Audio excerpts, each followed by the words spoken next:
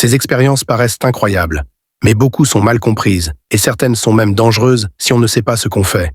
Je vais t'expliquer ce qui est vrai, ce qui est faux, et pourquoi ça fonctionne vraiment.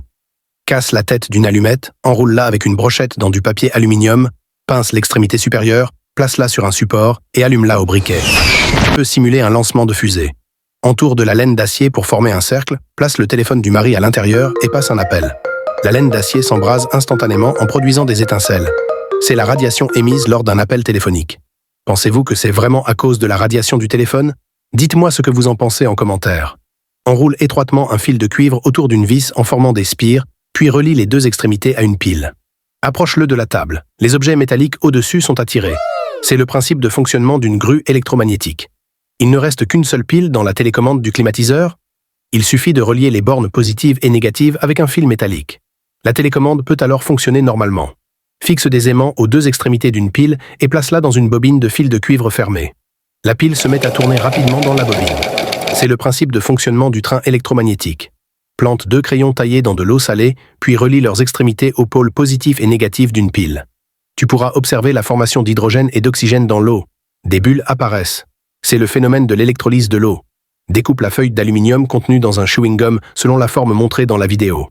Oriente ces deux extrémités vers les pôles positifs et négatifs d'une pile. Ainsi, même en pleine nature, tu n'auras pas à t'inquiéter pour ta survie. Place un aimant sous la pile et pose une bobine de fil de cuivre sur le pôle positif. C'est la force motrice qui fait tourner les roues d'un véhicule électrique. Place un gros aimant dans un récipient, ajoute de l'eau, puis une cuillère de sel. Mélange bien avec des baguettes. Plonge une petite ampoule dans l'eau, elle s'allume. Sais-tu pourquoi? Une feuille de papier brûle facilement.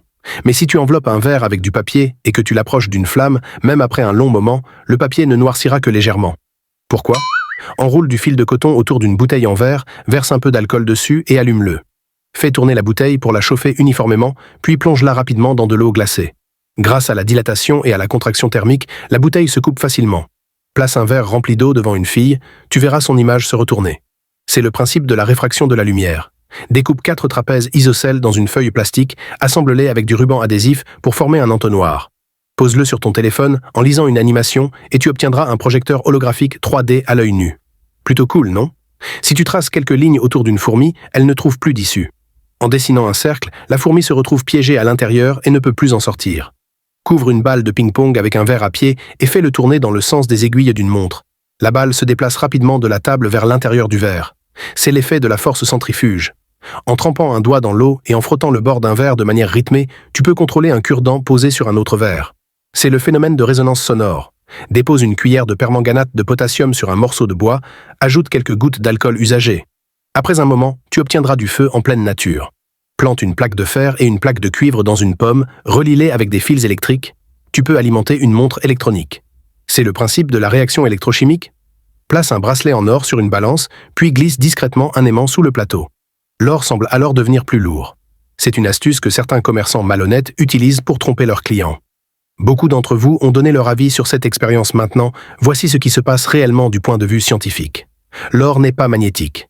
Un bracelet en or pur ne réagit pas à un aimant. Donc l'or ne devient pas plus lourd. Mais alors, pourquoi la balance affiche un poids plus élevé? Le rôle de la balance est de l'aimant. Quand on glisse un aimant puissant sous le plateau de la balance, le plateau, souvent en métal, est attiré vers le bas par l'aimant. Cette force supplémentaire s'ajoute au poids mesuré. La balance interprète cette force comme un poids en plus. Résultat, la balance indique un poids falsifié, même si le bracelet n'a pas changé. Verse un peu de lessive contenant du phosphore sur une serviette en papier, puis roule-la en cylindre. Frotte-la avec une vieille chaussure, d'avant en arrière, soulève-la et souffle doucement. La serviette s'enflamme. La science n'est pas de la magie. Internet exagère souvent ses expériences. Comprendre le pourquoi, c'est ça le vrai pouvoir.